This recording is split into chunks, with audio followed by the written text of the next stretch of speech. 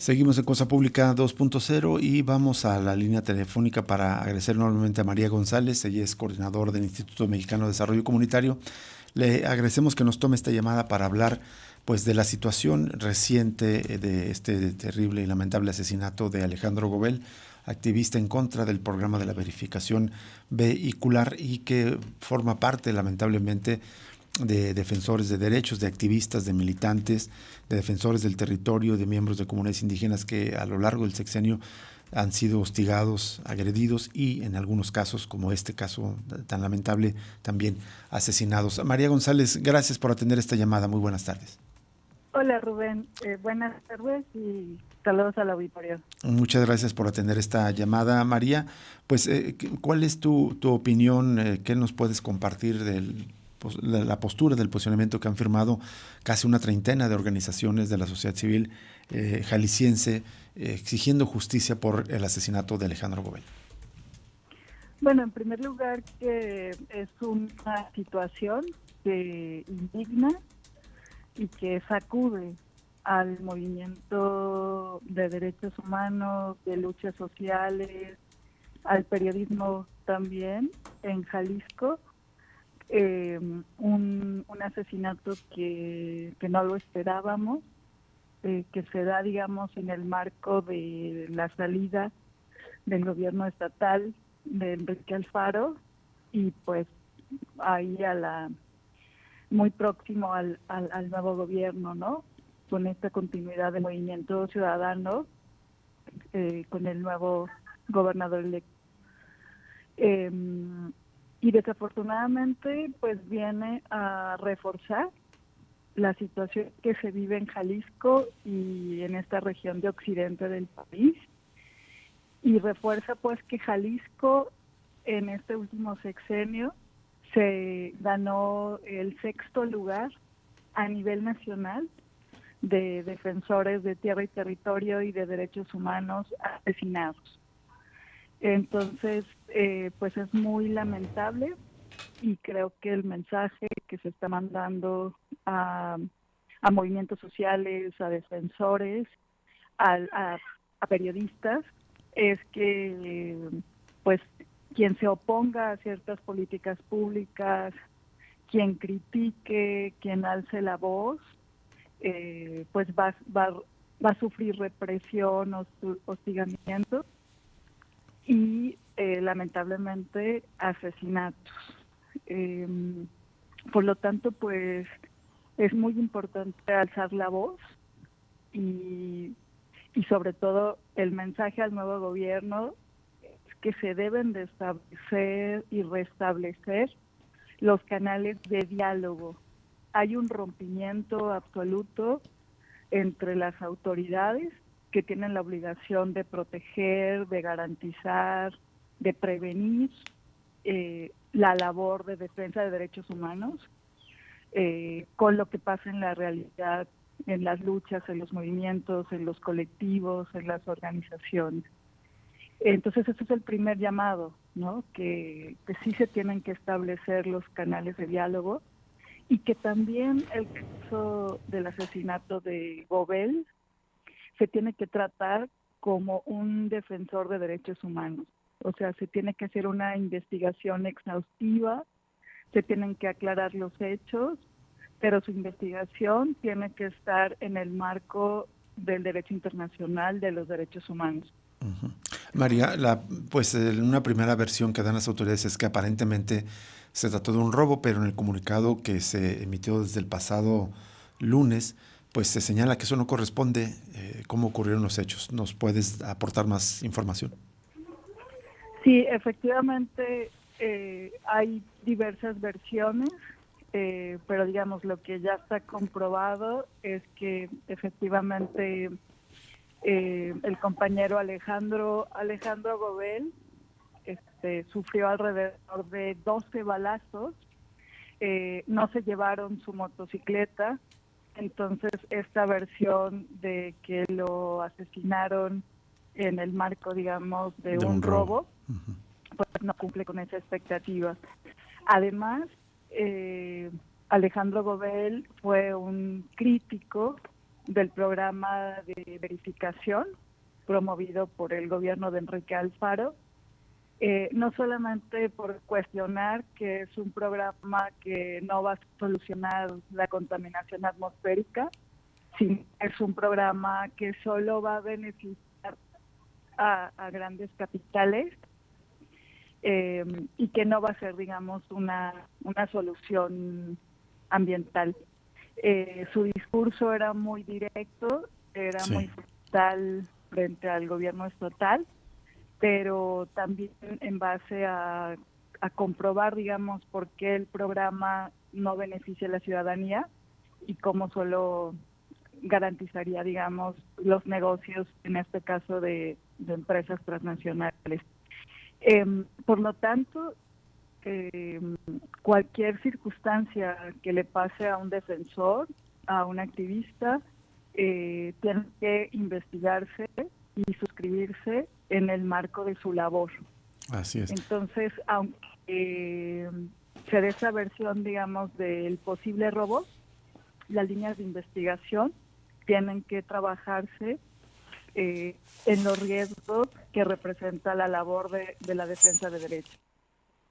María, y también una de las peticiones que se están haciendo en este pronunciamiento firmado por estas casi treintena de organizaciones es que la investigación sea traída por la Fiscalía General de la República.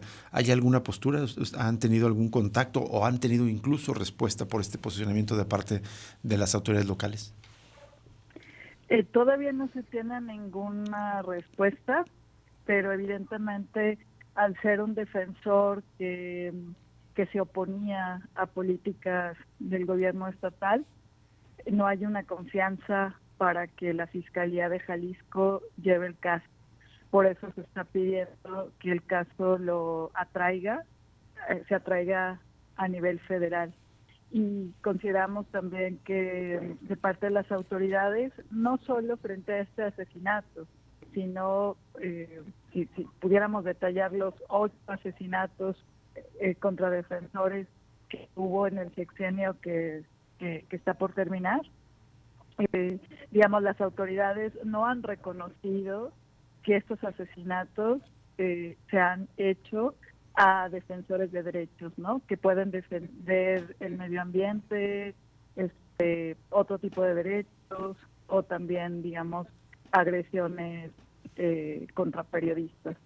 Es bien preocupante porque el sexenio que cierra Enrique Alfaro es un sexenio pues oscuro en el caso de Jalisco, en donde hablamos, por ejemplo, de estos 8 asesinatos y ahora el de Alejandro Gómez, pero también tenemos episodios violentos de desaparición forzosa en el caso del 4, el 5, 6 de junio, por ejemplo, de agresiones a manifestaciones de colectivos de búsqueda, de varias agresiones a periodistas. Nosotros por lo menos tenemos documentadas más de 10 agresiones a periodistas.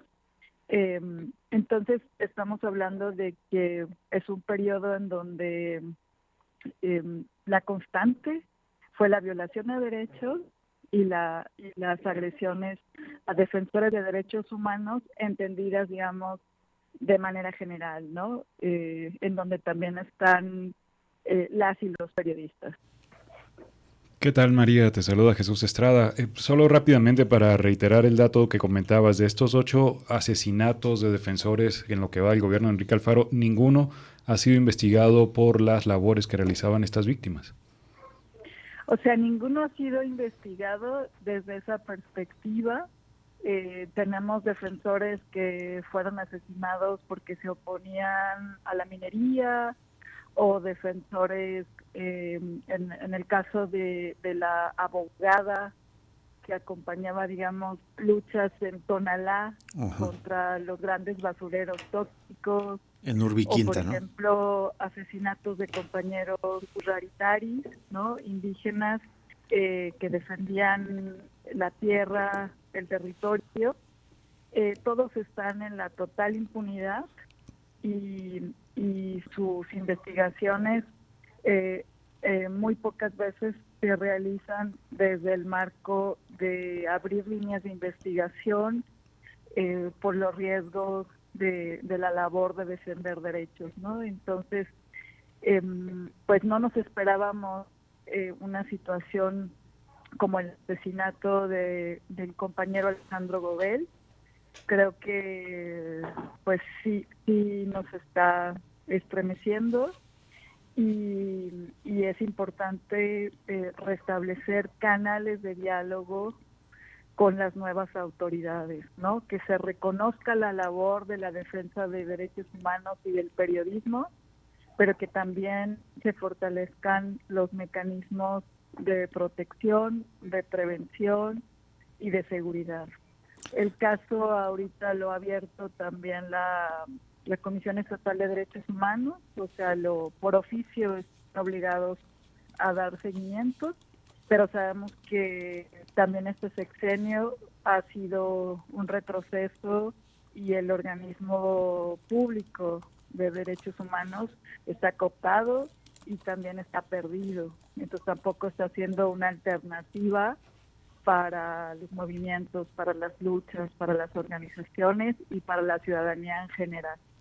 María, en este sentido, pues ya está prácticamente terminando el sexenio.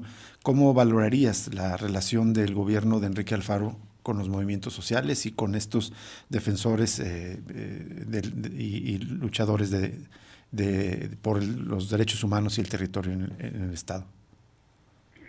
Pues totalmente una relación rota.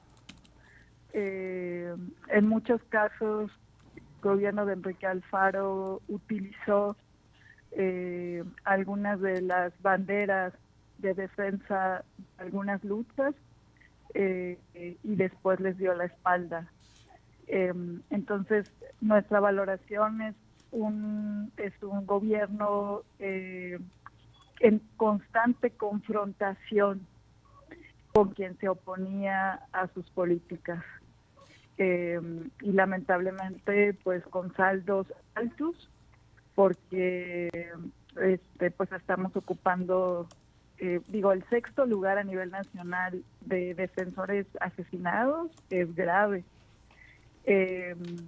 Y también pues todo lo que tiene que ver con las personas desaparecidas, ¿no? Que pues estamos en altos niveles de violencia e inseguridad.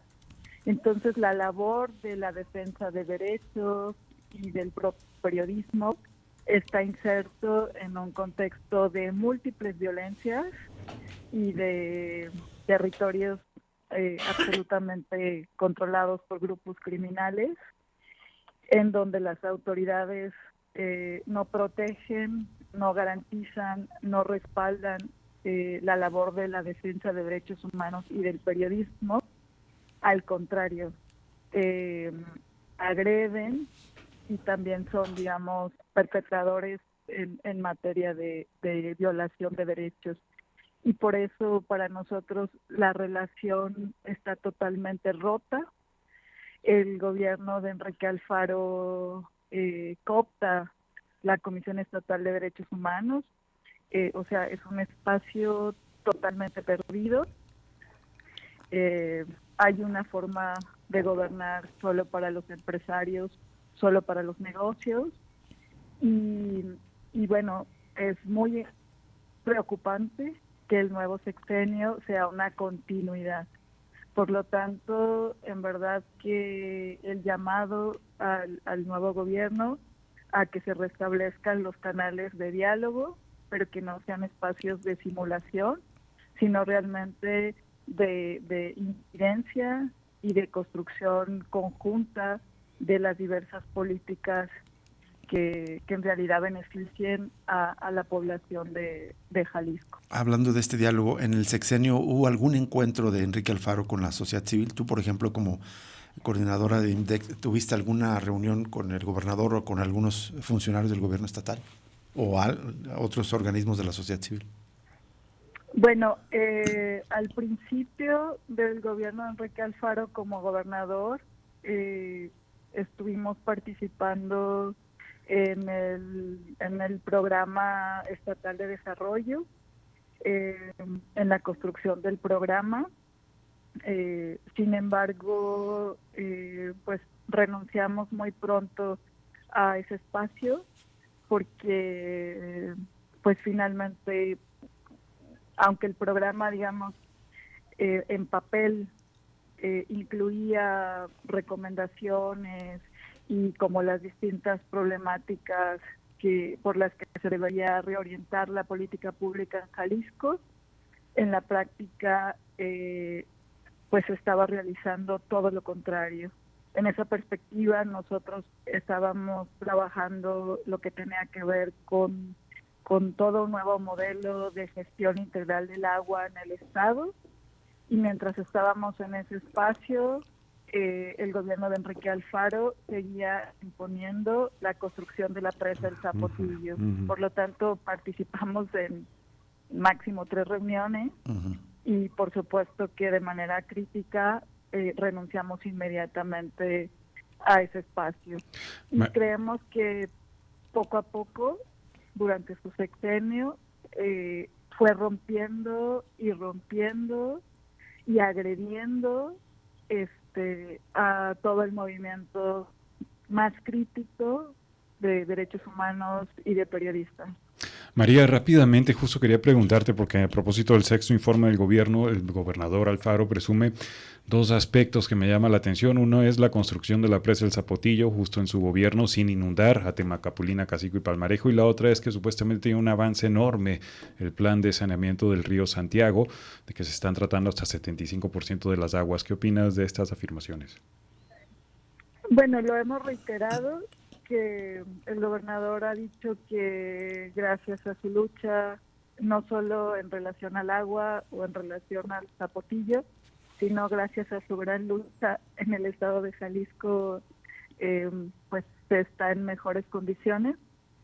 En el caso del agua, nosotros tenemos completamente documentado que no hemos transitado a un nuevo modelo de gestión de agua, que el Zapotillo ha sido más costoso en términos ambientales, sociales y económicos que los beneficios que va a traer, que no va a garantizar desde luego agua para los 50 años, y que la política del gobierno estatal en materia de un modelo de gestión integral de agua es simulación, ¿no? O sea, el río Santiago es bandera, ha sido bandera desafortunadamente de todas las autoridades. Lo fue para el caso del gobierno de Enrique Alfaro, en donde solamente se siguió haciendo negocio con la construcción de plantas de tratamiento que no atienden el origen real de la contaminación tóxica e industrial. No se atendió la salud pública de las afectaciones que se generan alrededor del lago de Chapala y del río Santiago. La población sigue enfermando, sigue muriendo por contaminación tóxica ambiental, y los otros programas que el gobierno estatal promovió realmente no representan un cambio en la política del agua, ¿no? O sea, sigue siendo una política que beneficia a los grandes acaparadores del agua, a las grandes empresas, y lo que observamos también es que nuevamente el río Santiago ahora va a ser utilizado, ¿no? No solo en una disputa entre el gobierno federal y estatal, sino que nuevamente se va a hablar de grandes inversiones, pero que no atienden el origen y las causas del desastre, del infierno ambiental, que tiene que ver con la contaminación que generan las industrias. Entonces hay una protección a la inversión, hay una protección al capital, eso en materia, digamos, ambiental en todos los sentidos, y eso lo que significa es pues que estamos presentando cada vez mayores impactos en un marco de crisis climática, y que los beneficios siguen siendo para la clase empresarial. Muy bien. María, te agradecemos enormemente que nos hayas tomado la llamada y nos compartas tu opinión sobre estos asuntos. Muy amable. Al contrario, buenas tardes y saludos. Igualmente. Gracias. María González, coordinadora del Instituto Mexicano de Desarrollo Comunitario. Vamos a una pausa y regresamos con la siguiente entrevista esta tarde.